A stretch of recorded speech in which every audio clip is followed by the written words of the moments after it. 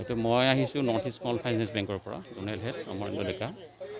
আমি আচলতে পোনপ্ৰথমে আমি ইয়াতে আৰম্ভ কৰিছিলোঁ আমাৰ মানে যিটো ফাইনেন্সিয়েল ছাৰ্ভিচ দিয়াৰ কাৰণে। সেইকাৰণে আজি বেছি নাই, আজি 223 ক্লায়েণ্ট আছে যিবিলাকে নিয়মীয়া কৰি মানে কিস্তি পৰিশোধ আছে ঋণৰ, আৰু তেওঁলোকৰ প্ৰায় 53 লাখ আছে। আজি এইখিনি গোটেইখিনি ডিষ্ট্ৰিবিউশ্যন হ'ব ফাৰ্ষ্ট ফেজত। ফাৰ্ষ্ট ফেজ চৰকাৰে কৈছে যে মানে কি 31 মাৰ্চৰ ভিতৰত কমপ্লিট কৰিব।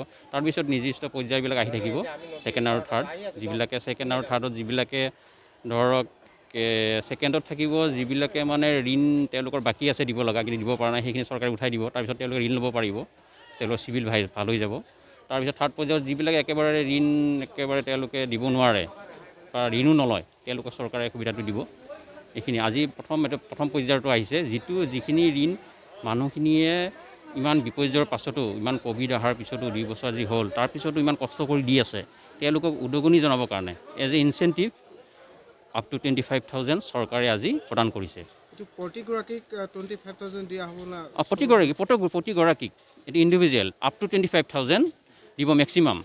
তেওঁলোকৰ যদি এনেকুৱা, তেওঁলোকেতো দি আছে পইচা, তেওঁলোকৰ যদি দিয়ে, তেওঁলোকৰ যদি বাকী আছে 18,000 19,000 সেইটোৱে দিব।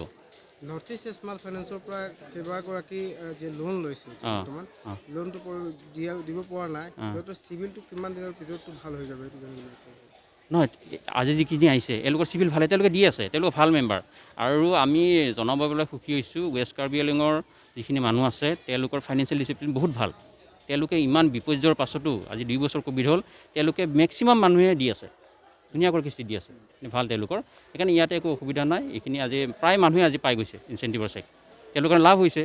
সেইকাৰণে মই সকলোকে আহ্বান কৰোঁ যে আপোনালোকে নিয়মীয়াকৈ কিস্তি দিয়ক আৰু এনেকুৱা চৰকাৰী সুবিধা বা অন্যান্য সুবিধা গ্ৰহণ কৰক। চৰকাৰৰ ফালৰ পৰা দিয়া এই যিকেইটা পইচা আছে এইটো বেংকত যাব না চেক কেনেকৈ দিয়া হ'ব? নহয়, এইটো তেওঁলোকে পাব, তেওঁলোকে পাই বেংকত জমা দিব।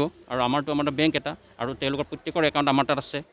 তেওঁলোকে জমা দিব, পাছত উইথড্ৰ কৰি ল'ব। এইটো যদি নিয়ম, সাধাৰণ নিয়ম আৰু বেংকিং নিয়ম, এইটো বেলেগ একো নাই। স্মল ফাইনেন্সৰ বেংকতে কৰিব লাগিব নে বেলেগ বেংকৰ পৰা? তেওঁলোকৰ ইচ্ছা এইটো, কিন্তু আমাৰ ক্লায়েণ্ট আমাৰ পৰা ঋণ লৈছে, আমাৰ তাতে একাউণ্ট আছে। আৰু ইয়াতে আপোনালোকে জানে খেৰণিতটো আৰু বেলেগ বেছি বিশেষ বেংক নাই, SBB আছে, SBI আছে আৰু আমি আছোঁ। ইয়াত তিনিটাতে আমাৰ মেক্সিমাম মেম্বাৰ আমাৰ তাতে আছে।